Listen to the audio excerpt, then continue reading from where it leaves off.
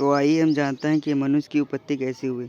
तो मनुष्य की उत्पत्ति आकाश और पृथ्वी की उत्पत्ति का जो वर्तंत है, यह कहा जब मैं उपत्र हुआ और अर्थात जिस दिन यहोवा और परमेश्वर ने पृथ्वी पर आकाश को बनाया, तब वह मैदान का कोई भी पौधा भूमि पर न था और वह मैदान में कोई भी छोटा पेड़ उगा था, क्योंकि वह यहोवा और मेरे परमेश्वर ने पृथ्वी पर जल नहीं बरसाया था और भूमि पर खेती करने के लिए मनुष्य भी नहीं था।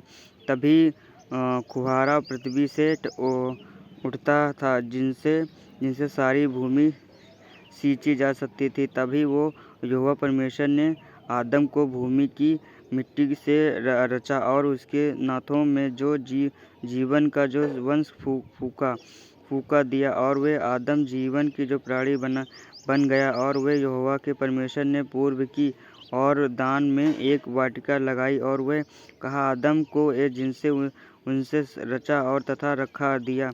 और वह यहोवा के परमेश्वर ने भूमि से सब भांति वृक्षों को जो देखने में मनोहर और जिनके फलों पर खाने की अच्छा है उगाए और वे वाटिका के बीच में जीवन के वृक्षों के और वे भले या बुरे के ज्ञान के वृक्षों को भी लगाया।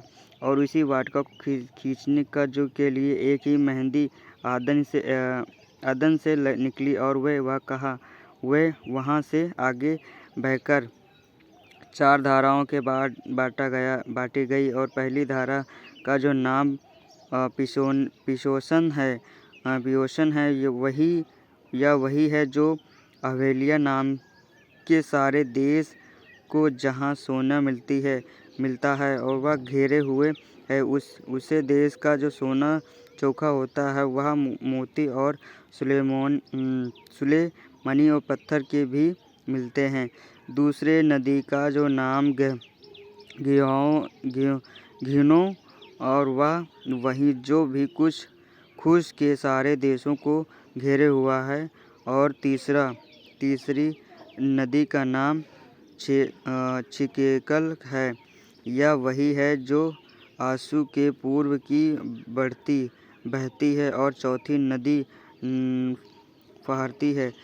तब वह यहोवा और परमेश्वर ने आदम को लेकर आदन की जो वाटिका में रखा दिया और वह उनसे काम करे और उसकी रक्षा करे।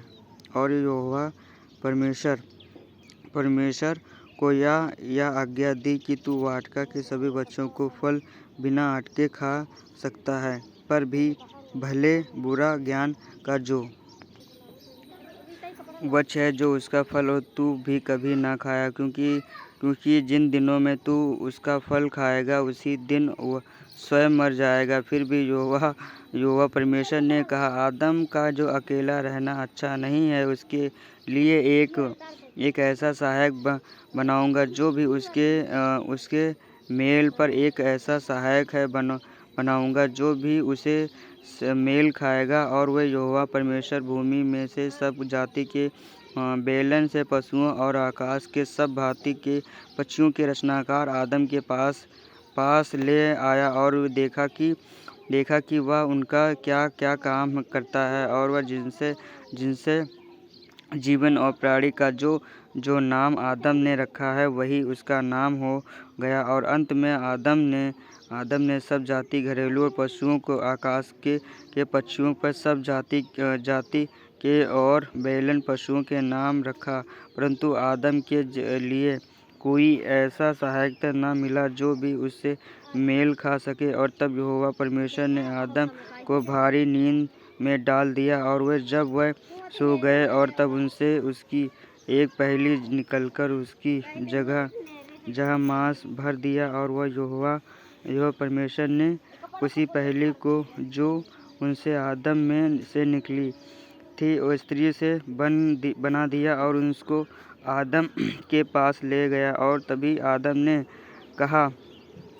कहा अब यह मेरी हड्डियों में की हड्डी और मेरे मांस का जो मांस, इसलिए इसका नाम नारी हो गया, क्योंकि यह नर में निकली गई है।